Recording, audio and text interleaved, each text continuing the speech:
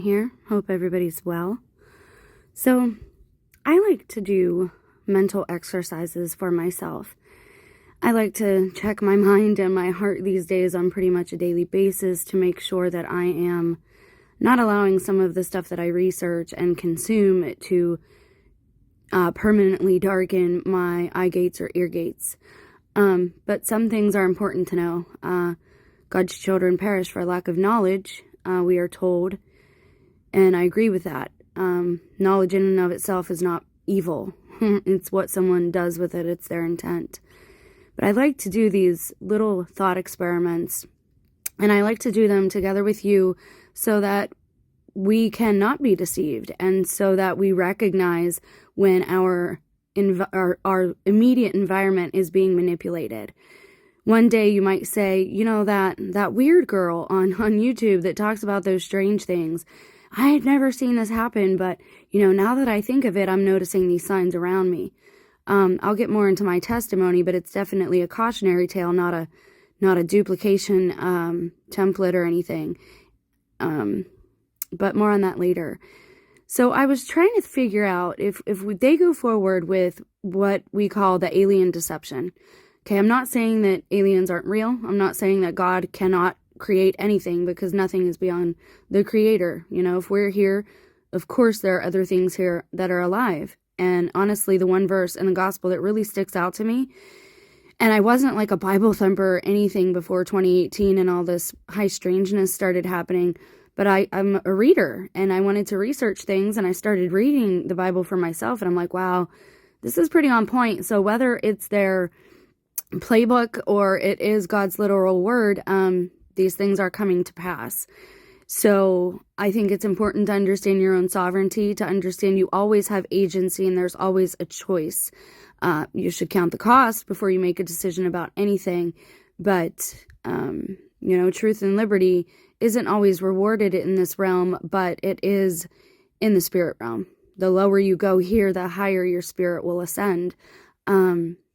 It is that the law of resistance, I think it's called, which we're also going to talk about natural law a bit as well. But I was starting to think, you know, if they do this alien deception, the main thing it's going to do, as Reagan said in his speech, is to bring the world population together. So there will not be borders any longer. Look, I think culture is important. I don't hate anybody. I don't really follow stereotypes. My father didn't raise me that way.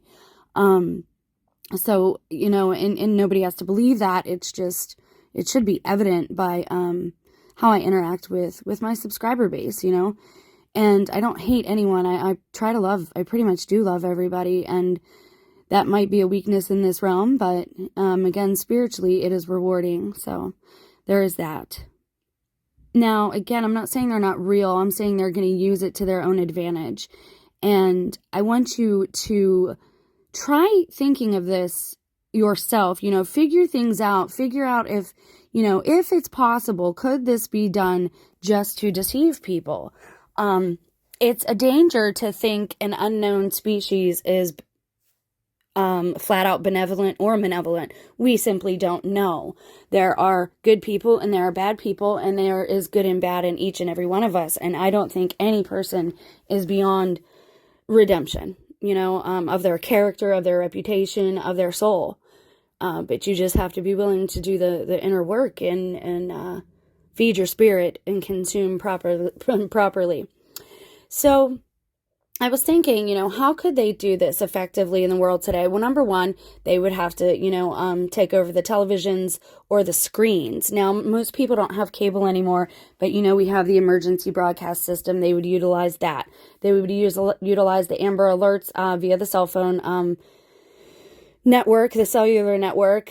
And the thing most people don't know, and I know this because I worked at a cell phone company for years, and they share cell towers. Your information isn't actually in your phone. It's in a cloud in a tower bouncing around here and there. And, you know, companies will share the same towers oftentimes. So again, you have the same couple companies, the same couple families kind of running everything. But they would definitely use it to deceive us and either say, A, they are straight out malevolent, or B, they're benevolent. I think they will go with both, probably. There will probably be a faction of each. We will need to institute, a worldwide nation at that point, like an international, UN would pretty much be the new government, where the new government will be housed. So how could they effectively do this, though? Well, if you look how a city is planned out, and again, this is a rough video visually, I'm trying to take you somewhere mentally. Most communities, small towns, are set up like this. One way out, one way in, sometimes four. And if there's only one way in, trust that that's planned that way. And most ghettos are where there are one-way roads, they will have that at a lower income-driven families who are dependent upon the government, and that they pretty much feed bad elements into, the urban communities, and it's a travesty. Everything that's gone on in our nation, our forefathers would be shocked. And now they're bad-mouthing them too. And again, it is just to tear down our culture. America had a loose culture to begin with, but they're really just hammering home and trying to destroy everyone's personal culture or paradigm and build up one that everyone is under. So to do this effectively, how could you do this? Well, first, here's how a city is planned, okay? So you look at this, and then you want to say, okay, you could go, the best way I think would be to go from community to community. And I've said this over and over. I think this has already happened in part. They would have to take over the internet. I think that's why we're seeing so many bots, so many trolls. What you do is you turn an internet into an intranet, like how every company has their own intranet, just for, people who are employed there. You would do the same thing with a community. You would route its service back in on basically a loop, and you would keep all their information local, and you would control the information that they received. So I would go country by country, community by community. That's what makes the most sense to me. And it's Hegelian dialect. They're going to give us the problem, then the reaction, then the solution, because they want us set up in a very particular way. And in order to do this, they have to get everybody lined up and kind of, in order, so to speak. So now what would you look for next? You see how a city town is planned out. Well, now you'd kind of want to look into tornado sirens, because you don't hear them a lot.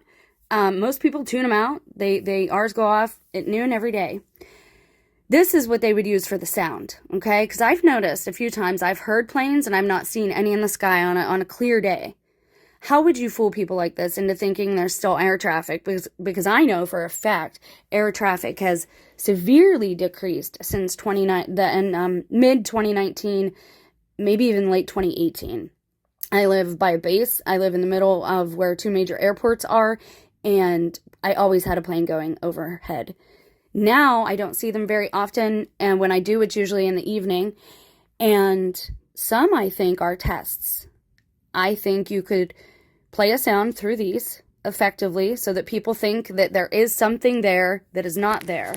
And then what else would you use for the actual objects in the sky? Well, you'd use something like this. Now this is why also I think all these big YouTubers are pushing this. Everyone in the club has done a video on this, okay? And you know how I feel about its creator. I don't even think the poster boy that they use is that actual person. There's somebody else behind the scenes who is actually Elon Musk. And I know that doesn't make sense, but go back to that video and maybe, again, you'll have to listen to it a couple of times. But honestly, if you're a high-profile person, you're not going to want your image everywhere. You're going to want to be able to travel unimpeded, right? You're going to want to be able to go to the grocery store, go for a drive, just take a walk. So I don't think they always put their real persona out in the public eye. But then you'd use something like this, and I've seen videos pop up like this. When this all first started, there was a video, a short up on YouTube, and it said they spelled 5G is coming in the sky with these little dots. I think Starlink is going to connect everybody, of course, but you could get some pretty realistic visuals if you use this, okay? So this combined, this would be the visual with the tornado sirens.